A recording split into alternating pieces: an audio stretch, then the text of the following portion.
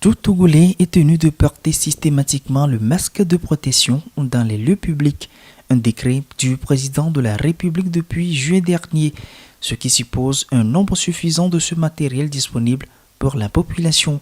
Sauf que dans la région de l'Akara, le constat est palpable. Aujourd'hui, le relâchement que nous avons constaté est dû en partie à la non-disponibilité des masques en particulier. Les gens se cachent derrière « je n'en ai pas de cache-nez ». Un manquement auquel veut pallier l'ONG internationale M-Afrique à travers des dons de machines à coudre permettant la confection et surtout en nombre suffisant des bavettes artisanales en respect au décret présidentiel. Au total, 112 machines ont été offertes, soit au moins une machine par village. Le geste se veut salvateur.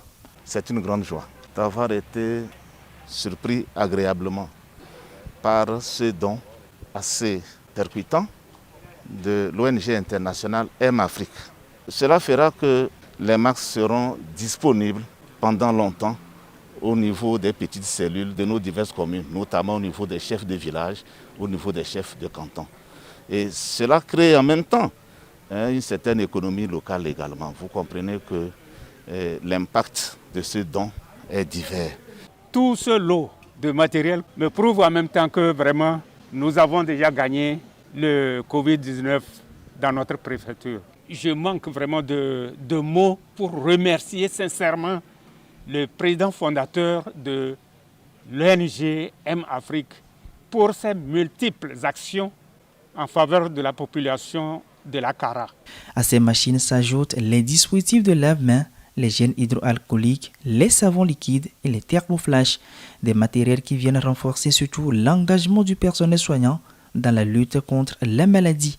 Le bilan dit long avec 141 cas confirmés au Covid-19, dont 107 personnes déjà guéries dans la région. Ces dispositifs vont nous permettre de renforcer le lavage des mains, que ce soit au niveau des centres de santé, que ce soit sur les places publiques, parce que c'est important. Et nous saluons vraiment ce geste qui nous permet de renforcer l'existence de ce dispositif, parce qu'il y a certains qui tombent en panne, donc le temps de les réparer, je crois qu'avec ce que nous avons, ça peut nous permettre de continuer par utiliser dans de bonnes conditions. Les familles touchées par le Covid-19 ne seront pas du reste puisqu'elles bénéficieront, elles, des vivres composés de riz, de spaghettis, des boîtes de tomates et sardines, puis de l'huile.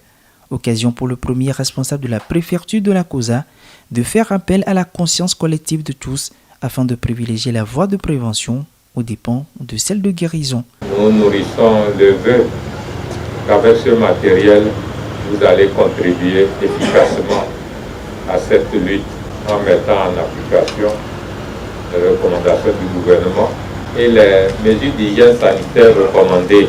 L'action s'inscrit dans le cadre du projet Ville Santé Togo avec l'appui de plusieurs partenaires, notamment la BMZ, l'ONG allemande Action Togo Healthy et la Coordination nationale de la gestion de riposte à la Covid-19. Pour une lutte plus efficace contre la maladie, les maires et les membres du comité de pilotage cantonal des villageois seront chargés de la bonne utilisation de ces matériels de protection.